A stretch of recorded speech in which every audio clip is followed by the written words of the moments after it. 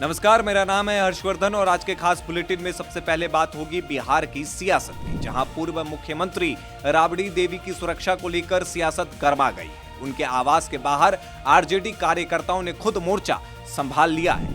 दूसरी खबर पश्चिम बंगाल से है, जहां वोटर लिस्ट के बाद अब राशन कार्ड पर बड़ा एक्शन होने जा रहा है। तीसरी खबर देश की सुरक्षा से जुड़ी है, जहां केंद्रीय गृह मंत्री अमित शाह ने घुसपैठ रोकने और सीमाओं को पूरी तरह सुरक्षित करने के लिए एक बेहद पावरफुल प्लान का ऐलान किया है। चौथी खबर नासिक के बहुचर्चित टीसीएस धर्मांतरण मामले से है, जिसमें दाखिल चार्जशीट से हैरान करने वाले खुलासे हुए हैं। पांचवी खबर अंतर्राष्ट्रीय मोर्चे से है, जहां ऑस्ट्रेलिया में एक कॉकरोच किंगपिन को 1 लाख अवैध कॉकरोचों के साथ गिरफ्तार किया गया है।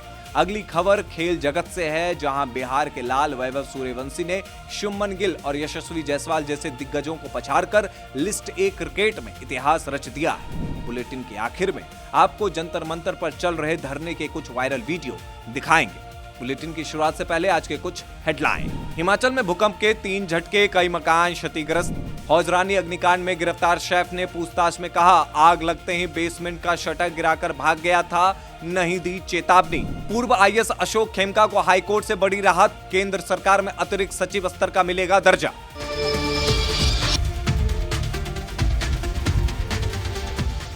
अब खबरें विस्तार से। पूर्व मुख्यमंत्री राबड़ी देवी, राजद सुप्रीमो लालू प्रसाद यादव और नेता प्रतिपक्ष तेजस्वी यादव द्वारा सरकारी सुरक्षा लौटाए जाने के फैसले ने बिहार की राजनीति को नया मुद्दा दे दिया है।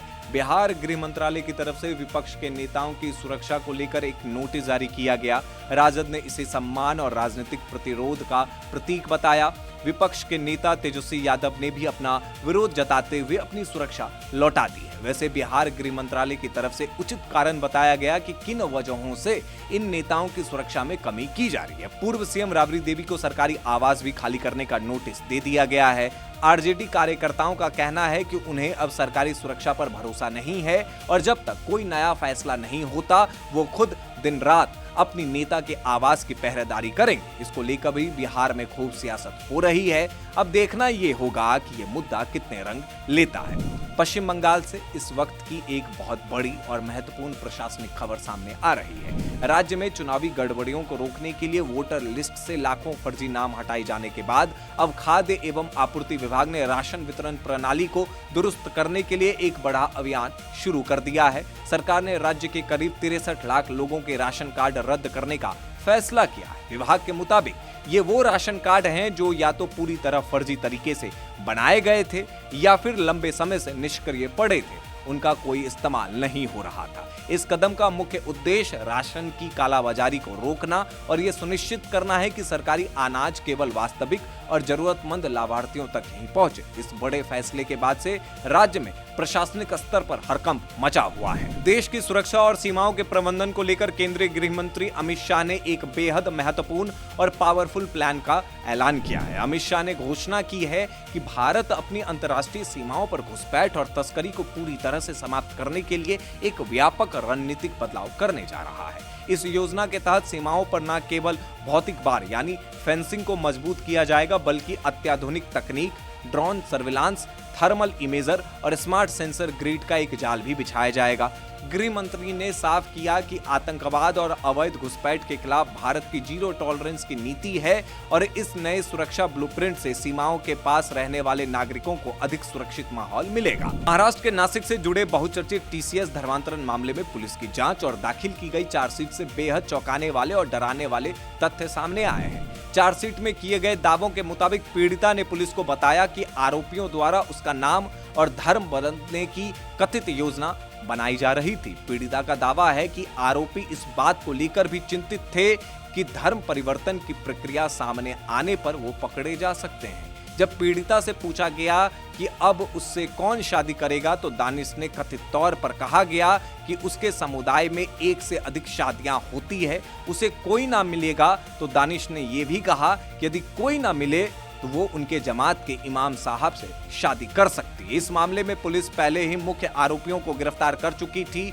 और अब कोर्ट में पेश किए गए इन पुख्ता दस्तावेजी सबूतों के बाद इस पूरे नेक्सस का पर्दाफाश होता दिख रहा है। अंतर्राष्ट्रीय मोर्चे से एक बेहद अजीबोगरीब और हैरान करने वाली आपराधिक खबर सामने आई है। ऑस्ट्रेलिया की सुरक्षा एजेंसियों और वन जीव संरक्षण विभाग ने एक बड़ी कार्रवाई करते हुए एक ऐसे तस्कर को गिरफ्तार किया है जिसे वहां का कॉकरोच किंगपिन कहा जा रहा है। इस शख्स के पास से एक या दो नहीं बल्कि पूरे 1 लाख अवैध कॉकरोच बरामद हुए हैं। जांच में पता चला कि ये आरोपी इन कॉकरोचों की अवैध ब्रीडिंग और तस्करी के एक बहुत बड़े अंतर्राष्ट्रीय नेटवर्क को चला रहा था। खेल जगत से एक बेहद गौरवशाली खबर सामने आई है। बिहार के युवा क्रिकेटर वैभव सूर्यवंशी ने भारतीय क्रिकेट के इतिहास में अपना नाम स्वर्णिम अक्षर में दर्ज करवा लिया है। वैभव सूर्यवंशी भारत की तरफ से लिस्ट ए क्रिकेट में शतक लगाने वाले सबसे युवा बल्लेबाज बन गए।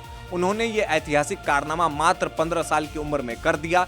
इस धमाकेदार शतक के साथ ही उन्होंने भारतीय टीम के वर्तमान सितारे जैसे शुभमन गिल, यशस्वी जायसवाल और ऋषभ पंत को पीछे छोड़ दिया, जिन्होंने बड़ी उम्र में अपना पहला लिस्ट ए शतक लगाया था। वैभव की इस पारी ने चयनकर्ताओं का ध्यान अपनी ओर खींचा है और उन्हें भारतीय क्रिकेट के भविष्य के सबसे बड़े चमकते सितारों में से एक के रूप में देखा जा रहा है। बुलेटिन के अंत में आपको दिखाते हैं कॉकरोच जनता पार्टी के प्रोटेस्ट के कुछ वायरल वीडियो। इस बुलेटिन में सिर्फ इतना ही।